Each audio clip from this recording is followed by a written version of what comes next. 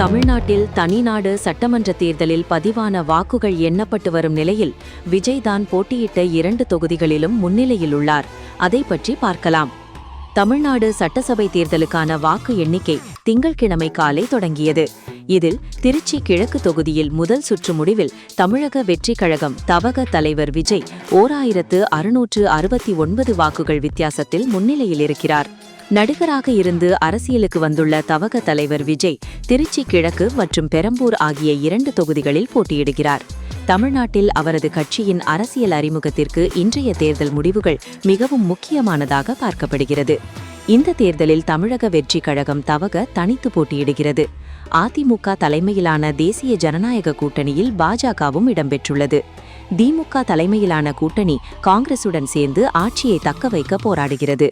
முதல் சுற்று வாக்கு எண்ணிக்கை நிலவரப்படி விஜயை எதிர்த்து போட்டியிட்ட முக்கிய போட்டியாளரான திராவிட முன்னேற்றக் கழகம் திமுக வேட்பாளர் இனிகோ இருதயராஜ் பின்தங்கியுள்ளார்.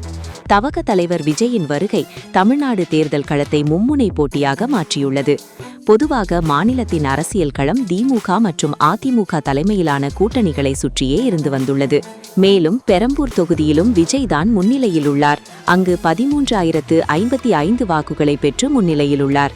தன்னை எதிர்த்து போட்டியிட்ட திமுக வேட்பாளரை விட 5,975 வாக்குகள் கூடுதலாக பெற்று முன்னிலையில் உள்ளார் விஜய்.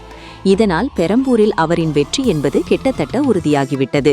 இனி எவ்வளவு வாக்கு வித்தியாசத்தில் வெற்றி பெறப் போகிறார் என்பது மட்டுமே பார்க்க வேண்டும். தமிழ்நாட்டில் உள்ள 234 சட்டசபை தொகுதிகளிலும் காலை 8 மணிக்கு தபால் வாக்குகள் எண்ணும் பணி தொடங்கியது.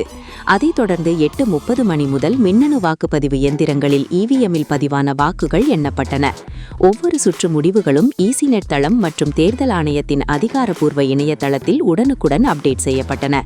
அசாம், மேற்கு வங்கம், கேரளா ஆகிய 3 மாநிலங்கள் மற்றும் புதுச்சேரி யூனியன் பிரதேசத்துடன் சேர்ந்து தமிழ்நாட்டிற்கும் தேர்தல் முடிவுகள் வெளியாகின்றன.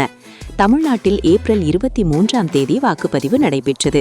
மேற்கு வங்கத்தில் மட்டும் ஏப்ரல் 29ஆம் தேதி 2ஆம் கட்ட வாக்குப்பதிவு நடந்தது.